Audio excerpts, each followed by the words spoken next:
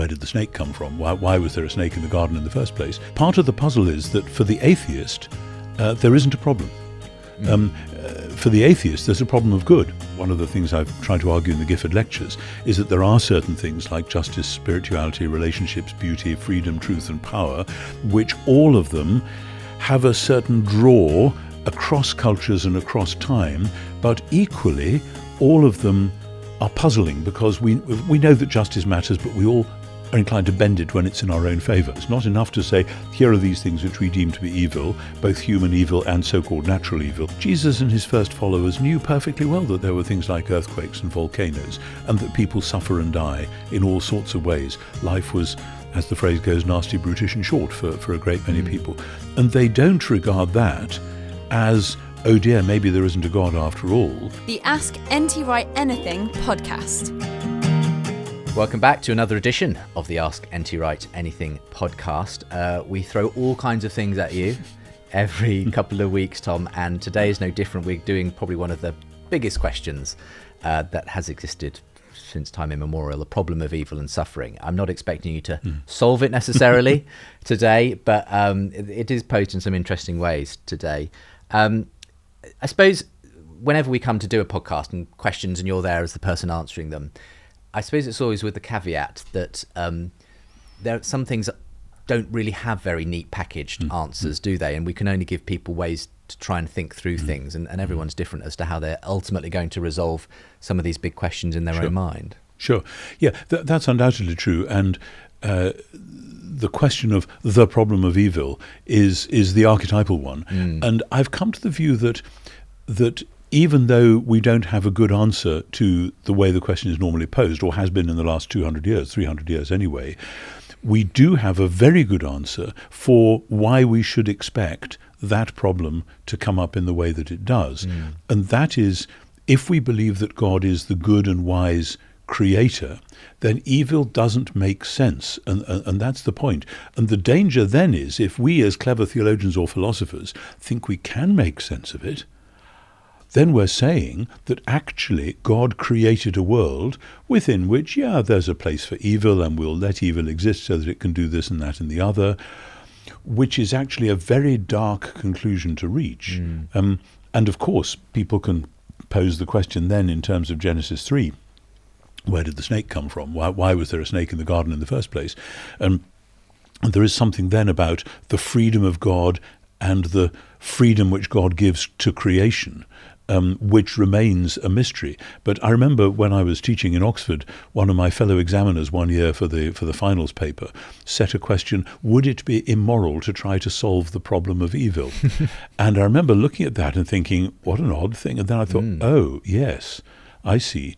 Because if you were able to say, yes, we understand why there is evil, so because this and this and this, we've solved that one, then what you're saying is something pretty drastic about the way the world is. And I bet you can guess who the examiner in question was. No, I could tell me. Rowan Williams. Oh, very good. So perhaps we should expect that. And I think Rowan would say emphatically, actually, it would be immoral, because you would then be accusing God of having made a world in which this was just part of the way stuff was. Well, there's one general question which I think sets the scene up really quite well, from Deb in Garland, North Carolina, who emails in to say, hello, I'm an atheist who's interested in faith. Could you explain free will and how it relates to evil? I've had Christian friends explain that we've been given free will to love God, but also free will to do evil. But that makes it sound as if God allows cruelty to happen to innocent people so that he or it or she can be loved. Am I misunderstanding the concept of free will and the reason behind it? By the way, I've just started your book, Paul for Everyone, Romans Part 1. So there you go. So that, funnily enough, that will cover some of this ground, won't it, of course? A bit, though I'm delighted if somebody who's a self-confessed atheist would be starting with a commentary on Romans. A great place to start in all sorts of ways, though there might be other places you could start as well, but wherever you start, just find your way through, I would say. Of course, part of the puzzle is that for the atheist, there isn't a problem. For the atheist, there's a problem of good, because if the world is simply the random product of blind chance, with atoms bouncing off each other or swerving, as in Epicureanism, and just producing new life forms, there is no reason to suppose that we would like the resultant mess. And the problem with natural selection, which is a way of solving that problem, to say, well, survival of the fittest, so we're getting better and stronger and better and stronger, is that the survival of the fittest assumes lots and lots and lots of unfit life forms which just fall by the wayside.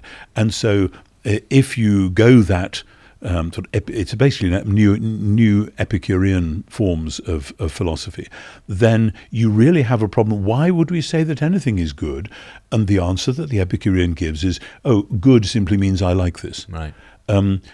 But actually, that's not what most people mean by good. And if somebody tortures somebody else and then when challenged says, well, I like doing this, most of us would say, sorry, that's not good enough.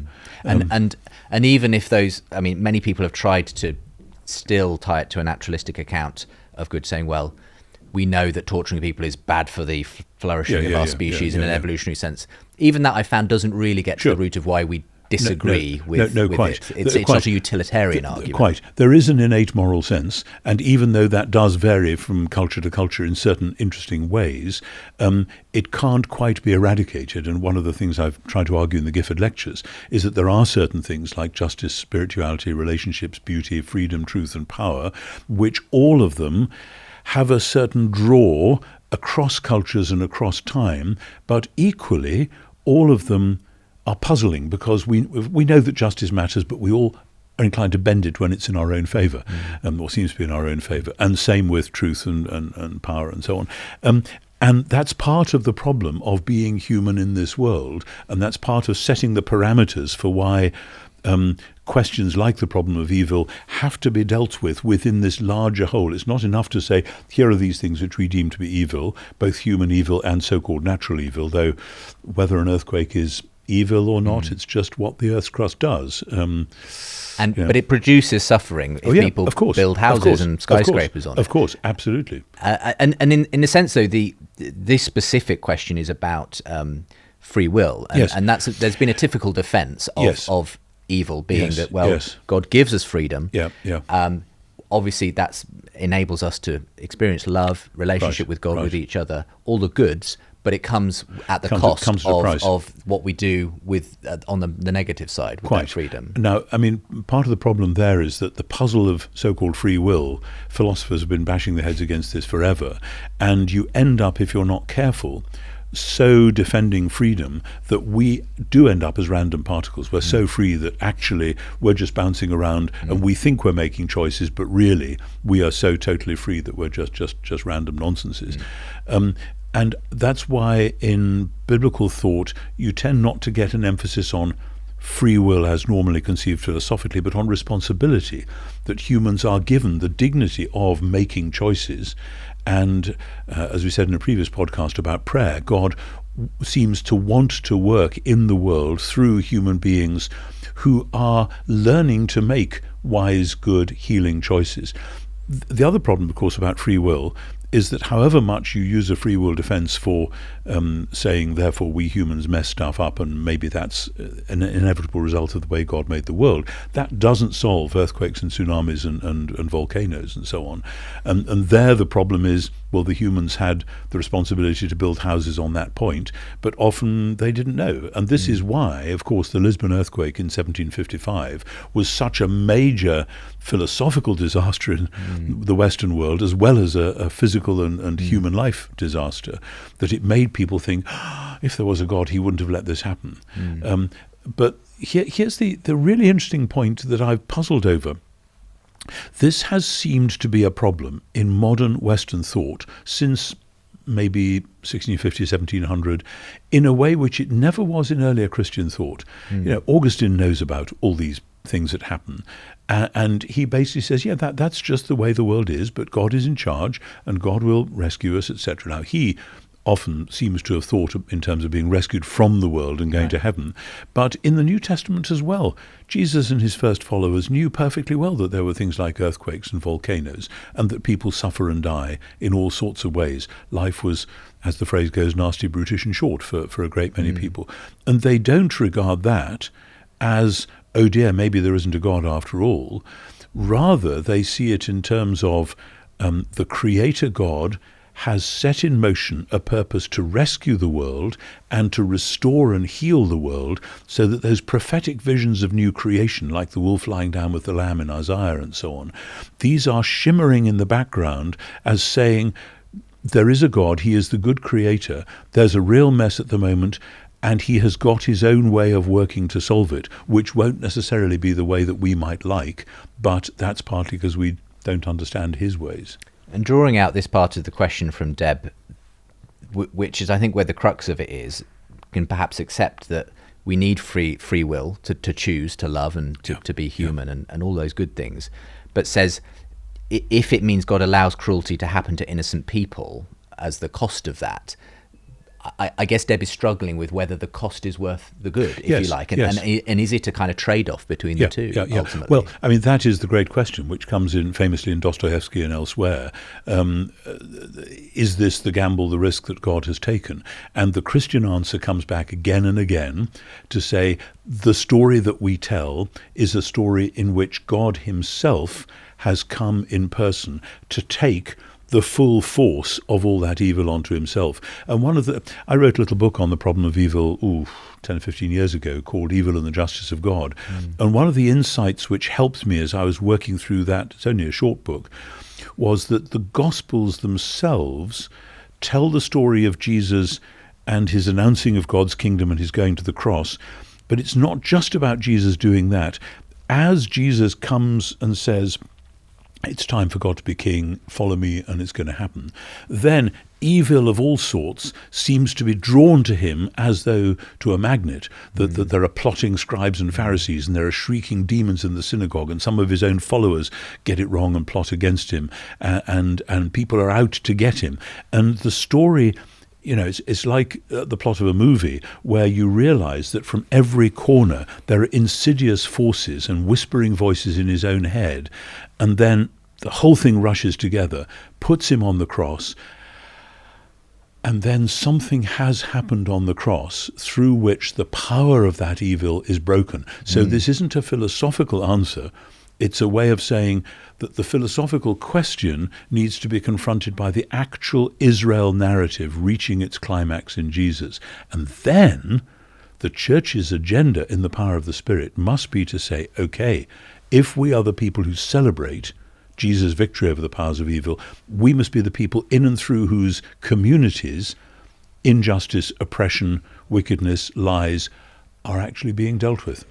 And that's why it was interesting that it is this Romans part 1 that Deb is studying, because when I think of a passage that deals with that, it is Romans 8, and it is the fact that Paul acknowledges we live in this broken world, this in bondage to decay, and yet simply accepts that and says, but we are the ones who are being born for this new world, and right, that God works all things together for the good of those who love him. Yes, and that in Romans 8, we who believe in Jesus are being scooped up into that purpose, so that the suffering of Jesus through which the basic victory was won is then reinstantiated in the groaning of Jesus' followers, as we don't know what to pray for as we ought. We're surrounded by so much suffering and rubbish and horrible things, and we stand there saying, Lord, I'd love to pray about this, I'm not even sure what.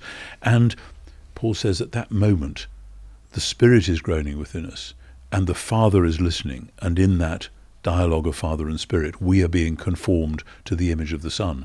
And so this puts the mystery of the Trinity, if you like, at the heart of the biblical answer to the problem of evil. Not that it's an answer that will satisfy the philosophers, but that it's a way of translating the question into a narrative and historical mode, and we are part of that history. What's the next book that Deb should read once they've completed Paul for Everyone? Well, perhaps Evil and the Justice of God. But, okay. Well, whatever helps. I hope this answer has helped, Deb, and we wish you the very best in your continuing journey as you explore that. moving on to a slightly different angle on this, we've talked about some of those classic philosophical issues around free will and love and evil and so on. But Paul in Kansas asks, many of the theodicies I've heard on why God would allow so much suffering and sin in the world are predicated on the necessity and goodness of free will. But then my question is about the new heaven and new earth. Is this a literal place where believers are gathered with glorified bodies who love God? Does not this new state of existence also require the presence of free will? And would not that in turn necessitate the possibility of another fall or sin itself? And that's an interesting question. Are we somehow experiencing free will in a different way in the new creation that doesn't mean the possibility of sin? It is a great question, and I think the New Testament is very much aware that question could be raised. And I think, though it's a very dark passage, that's why towards the end of the book of Revelation, the Satan, the old dragon, is released for a short time and then is finally given his total comeuppance. And I think that's a richly symbolical way of saying we can imagine that there might be a snake in the new garden, but actually the snake has done his worst and we are quite sure that he's been dispatched. So that's one possible way in. Another way is to say this is the problem with our analysis of free will.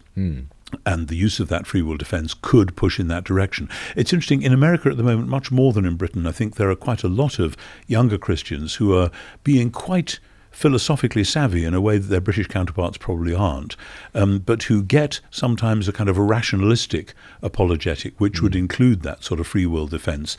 And I want to say, just be careful what you do with that, because it does lead you into strange places.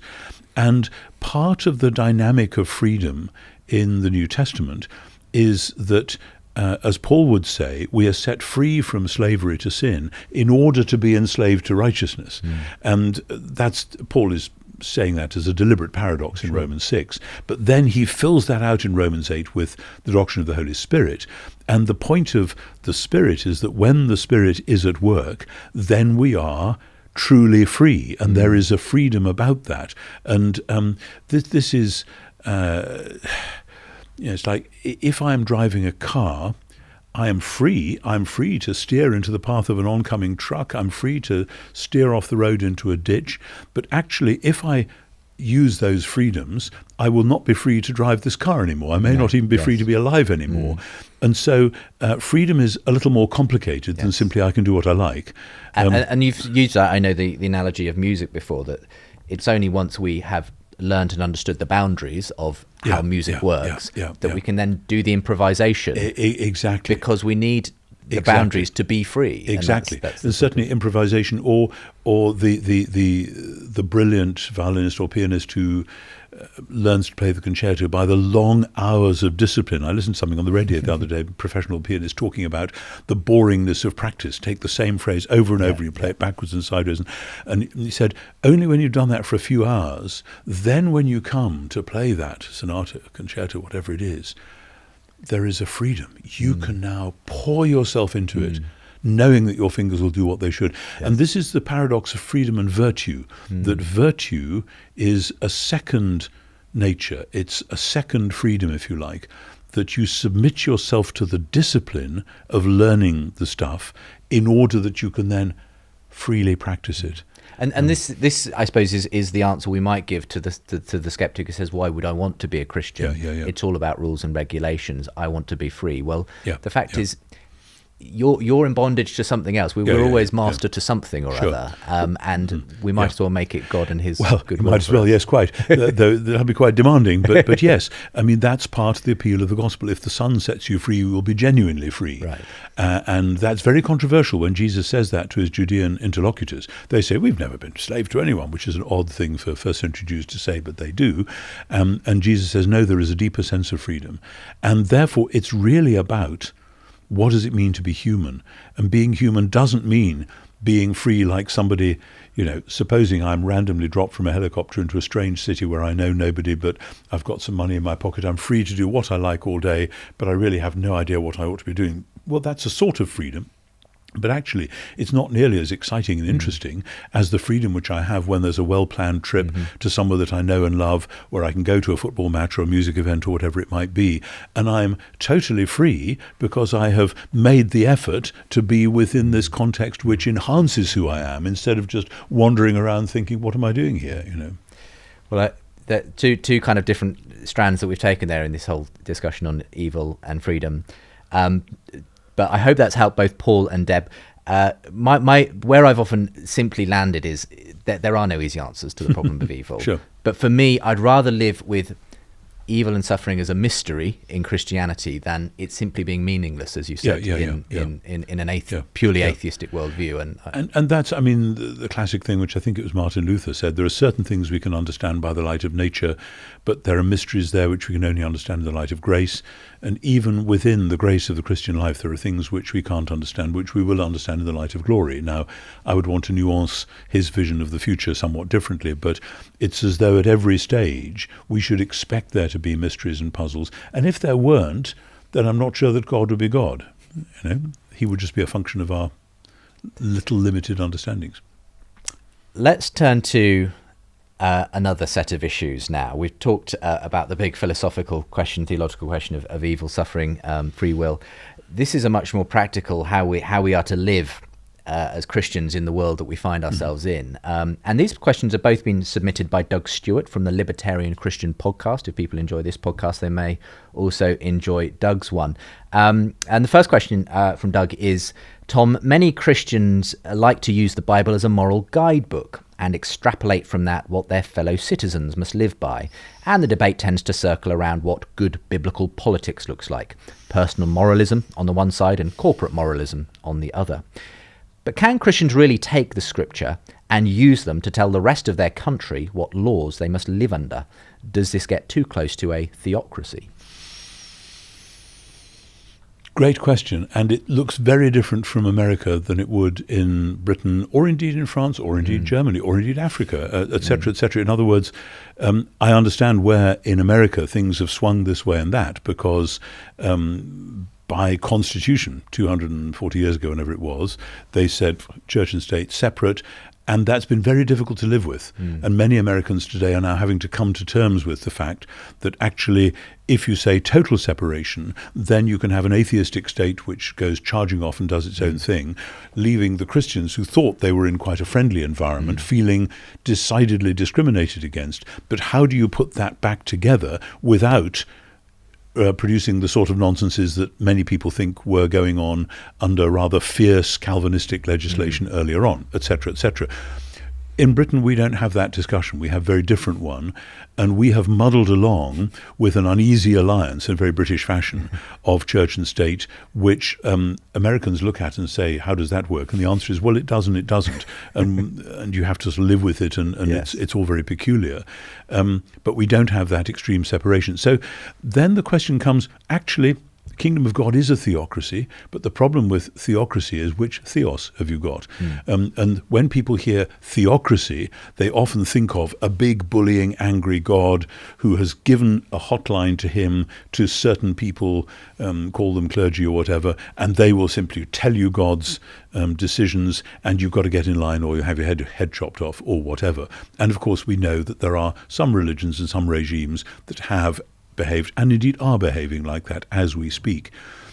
The difference with Christianity is that the theos in question, who is the theos of the theocracy, is the God who is the Father of Jesus Christ, who says, I love you so much, I'm giving my Son to die for you. I love you so much, I'm putting my Spirit within you so that you can be genuine humans. Now, I like the idea of that theos running the world, and I notice that that's what the Sermon on the Mount is about when Jesus says, blessed are the poor in spirit, the meek, the mourners, the hungry for justice people, peacemakers, etc. That's how theocracy works, by ordinary prayerful people being peacemakers, hungry for justice folk, etc., etc. And of course, that's bitty and messy, because the God who God is doesn't send in the tanks. He sends in that lot, the little people who are grieving over the ruin of the world and determined by the Spirit to do something about it. Now, I like that theocracy, but you can't translate that theocracy straight onto the statute book. because, as the early Christians knew, there are many religions and life forms out there. And so the church, from the beginning, was a new sort of politics, which both was and wasn't competing with the existing ones. I mean, by saying Jesus is Lord, it's quite clear it means Caesar isn't. But when then Caesar decides 3 or 4 centuries down the track that so many of his subjects have become Christians that he wants to get on board with that, that's a very dangerous and risky moment. But the answer isn't, oh no, please go on persecuting us because we'd be so much more authentic to be a beleaguered minority. The answer has to be, okay, so what's this going to look like? And presumably it means creating a wise and safe environment in which the church can do what it does best, which is looking after the poor, healing the sick, bringing education to everybody, etc. Those 3 things, by the way, looking after the poor, medicine and education, have been part of the church's DNA from the beginning. We think that's odd in the Western world because the state does those now and tells the church to get its hands off. But actually, that's what we've always been good at. And it's difficult, isn't it? Because we obviously live in the afterglow of a kind of Christendom in the West to some extent, sort of. Where to some extent the state did sort of, because it has been shaped by a Judeo-Christian worldview, take on those responsibilities, and then the church sort of forgot that it was also supposed to be doing that. And some have argued, and I don't know if this is Doug's position, but that, okay, let's let the state do what it does and let's let the church do what it's supposed to do. And we shouldn't be too concerned about whether the state does or doesn't reflect Christian values. I think the question then is, this is going to vary enormously from place to place. I remember at the Lambeth Conference 10 or 11 years ago, being with some Christians from Myanmar, and they were talking about whether there are 1 or 2 members of the ruling elite, the junta or whatever they were, who were closet Christians. And I remember thinking, oh my goodness, if you live in a country like that, all the questions of church and state and Christian freedom and law and so on look totally different from either if you live in a muddled country like mine or if you live in a country like America, which had this big, rather rigid, typically 18th century split, it's very Thomas Jefferson. I want to say we need to become more savvy at navigating our own histories in those moments and saying, this is where we are now. What does it mean to be followers of Jesus in this place now? And I don't think for most of us in the Western world, this means we'll retreat, do our own thing as church, and let the state do its thing, because the church has to have a prophetic voice vis-a-vis the state. In John 16, which happened to be my morning reading this morning, by nice coincidence, Jesus says, when the Spirit comes, the Spirit will convict the world of sin and righteousness and judgment, and explains that a bit. And I remember, I may have said this to you before, for years thinking, what a great thing, the Spirit holding the world to account. And then it suddenly dawns on me, Jesus doesn't give the Spirit in general terms. Jesus gives the Spirit to his followers so that his followers can hold up the mirror to power and say sin and righteousness and judgment. And if you want to know what that looks like in John's Gospel, read John 18 and 19, where Jesus confronts Pontius Pilate and argues with him about kingdom and truth and power. And Pilate eventually kills him, but in the great irony of the gospel, that is the victory of the kingdom, sure. Jesus as King of the Jews, because thereafter new creation is launched, and Pontius Pilate is yesterday's man, as it were. We only know him because of the creeds of the Christian church, well, really. pretty much. So that is the church's vocation, to figure out what it would mean to do vis-a-vis our own governments, be they benign or not benign, what Jesus was doing with Pontius Pilate. One more question here from Doug. If declaring Jesus is Lord means implicitly that Caesar is not, how might Christ's followers live today in a world of American and European empires that are somewhat more democratic than the Roman Empire? They may be, but they may not be. The Romans voted all right, but there was a system, and you had to be rather rich and powerful to get in on the system. that does sound rather like what some of us see when we look across the pond at our American friends, that, in order to be a senator, you have to be a millionaire. In order to be a president, you have to raise multi-millions. It's, yes, it's voted for, but there's all sorts of constraints. And one of the things I pray for regularly is that God will raise up a new generation on both sides of the Atlantic of wise leaders who will be credible and votable for in a way which actually of late has not been true in my country, and perhaps some Americans might say has not been entirely true for them either. Thank you for tackling a wide range of questions on the podcast today, Tom. It's been a pleasure as always, and I hope you've enjoyed listening as well. Don't forget, you can ask more questions of Tom. We will be recording some more sessions of the podcast soon, so feel free to get them in and avail yourself of all the other bonus content that's available from the website when you subscribe to our newsletter. That's all available from asktwright.com. But for now, thank you, Tom. Thank you. Thank you very much.